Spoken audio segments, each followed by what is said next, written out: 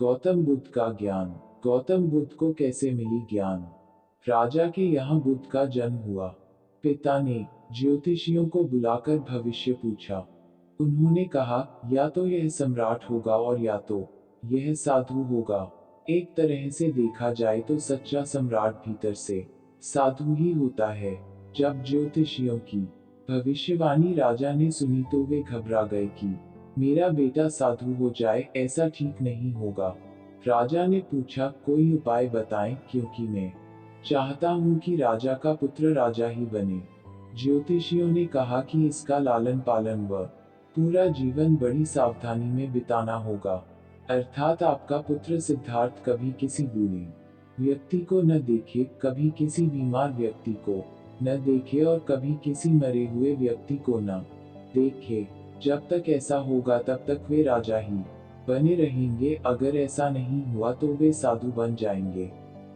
राजा शुद्धोधन ने अपने पुत्र सिद्धार्थ के लिए बढ़िया से बढ़िया, बड़े बड़े महल, अच्छे से अच्छा भोजन, दास दासियां और खाने पीने के सामान आदि वस्तुओं के ढेर लगा दिए।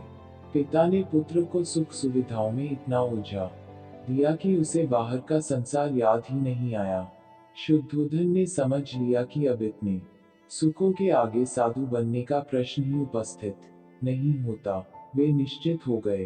राजा शुद्धोधन ने बिल्कुल पक्की व्यवस्था कर रखी थी कि उनका पुत्र सिद्धार्थ जीवन में कभी भी वृद्ध, बीमार और मृतक व्यक्ति को देख न सके, क्योंकि वे अपने पुत्र को खोना नहीं चाहते थे। सिद्धार्थ का जीवन ऐश्वर्य और सुख सुविधाओं में बीत रहा था। उनके जवान होने पर एक सुंदर कन्या यशोधरा से उनका विवाह हो गया। विवाह हो जाने पर शुद्धोधन की आधी चिंता मिट गई। अब तो शादी हो गई, अब कहाँ जाएगा? अब तो मेरा पुत्र बंधन में बंध गया है। अब उसके कहीं जाने का सवाल ही नहीं उठता। एक वर्ष बाद बेटे का भी जन्म हो गया। उसका नाम राहुल रखा गया। अब राजा शुद्धोधन को बिल्कुल पक्का विश्वास हो गया कि अब यह कहीं नहीं जा सकता। एक दिन सिद्धार्थ ने कहा कि पिताजी, आज तक मैंने कभी अपनी राजधानी नहीं देखी। आपकी आज्ञा हो तो आज देख आऊं। राजा ने कहा, हाँ हाँ, अवश्य जाओ, अपना शहर देख कर आओ। एक सारथी को भी साथ में भेजा गया कि जाओ राजकुमार को राजधानी घुमा फिरा कर लाओ। फिर भी राजा ने चाक चौबंद इंतजाम कर रखा था कि कहीं चूक न हो जाए। सिद्धार्थ के लिए राजधानी के प्रमुख मार्ग खूब सजाए गए थे, पर घूमते घूमते सिद्धार्थ ने थोड़ा उल्टा मार्ग ले लिया। वे उस मार्ग से गुजरने लगे जहां पर तैयारी नहीं थी, और आज उनको बहुत आश्चर्य हुआ जब पहली बार उन्होंने एक बूढ़े आदमी को देखा। कमर झुकी हुई, पूरी चमड़ी में झुर्रियां पड़ी थी। वह परेशानी और दुख से बेहाल था। उसकी चाल बहुत धीमी थी। बूढ़े की झुकी हुई कमर को देखकर सिद्धार्थ को एक झटका लगा और सारथी से उन्होंने पूछा, क्या एक दिन में भी बूढ़ा हो जाऊंगा? सारथी ने कहा, हाँ राजकुमार, हर व्यक्ति के जीवन में 3 अवस्थाएं आती हैं, बचपन, जवानी और बुढ़ापा। एक दिन तुम भी बुढ़ापे की अवस्था में जाओगे। हे राजकुमार, यह संसार का नियम है। चाहे गरीब हो या अमीर, सबका शरीर शिथिल अर्थात बूढ़ा होता है। राजकुमार सोच में पड़ गया। सारथी ने रथ को आगे बढ़ाया तो कुछ दूरी पर एक बीमार व्यक्ति मिला जो रोगों से घिरा हुआ था। उस पीड़ित व्यक्ति को देखकर राजकुमार का मन बहुत ही दुखी हुआ। राजकुमार ने पूछा, इसको क्या हुआ है? सारथी ने कहा, यह व्यक्ति बीमार है, इसलिए यह करा रहा है। इस संसार में दुख और सुख दोनों हैं। यह अपने अपने भाग्य की बात है कि कोई दुखी है और कोई सुखी है। क्या मैं भी कभी बीमार हो सकता हूँ? सारथी ने कहा, आप यह विचार अभी छोड़ दें। समय बड़ा बलवान होता है। ये सारी बातें कर्मों पर निर्भर करती हैं। चाहे राजा हो या रंक, सुख दुख सब पर आते हैं। अगर शरीर में कोई रोग आना है तो वह आएगा। यह सब सुनकर राजकुमार सोच में पड़ गया।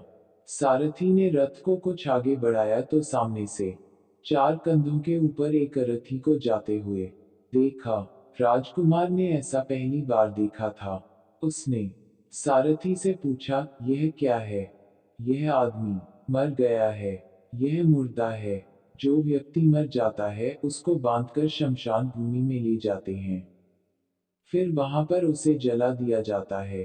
राजकुमार ने कहा, क्या सबको मरना पड़ता है? हाँ, सबको मरना पड़ता है। यह मृत्युलोक है। जो जन्म लेता है उसे कभी न कभी अवश्य ही मरना पड़ता है।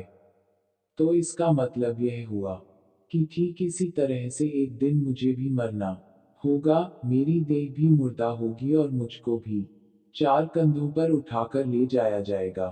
मुझको भी ऐसे ही रस्सियों से बांधा जाएगा। मेरे भी आगे पीछे घर के सदस्य रोएंगे, तड़पेंगे। और जिस संसार को मैंने इकट्ठा किया है वह सारा का सारा मुझसे छूट जाएगा।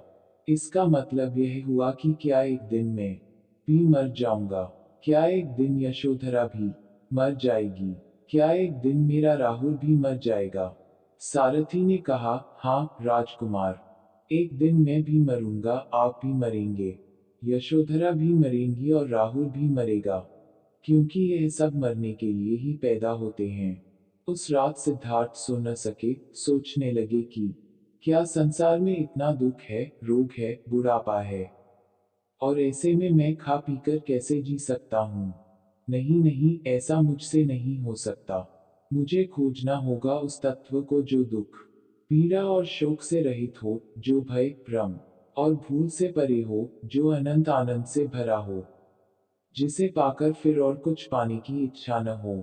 सिद्धार्थ वैराग्य के शिखर तक पहुंच चुके थे। बस उसी रात को उन्होंने घर छोड़ दिया। सारथी से कहा कि नगर की सीमा से दूर ले चलो। नगर के बाहर पहुंचकर सारथी को लौटा दिया। फिर कई दिनों तक वन में चलते गए। एक घने पीपल के वृक्ष के नीचे आसन लगाकर ध्यान में लीन हो गए।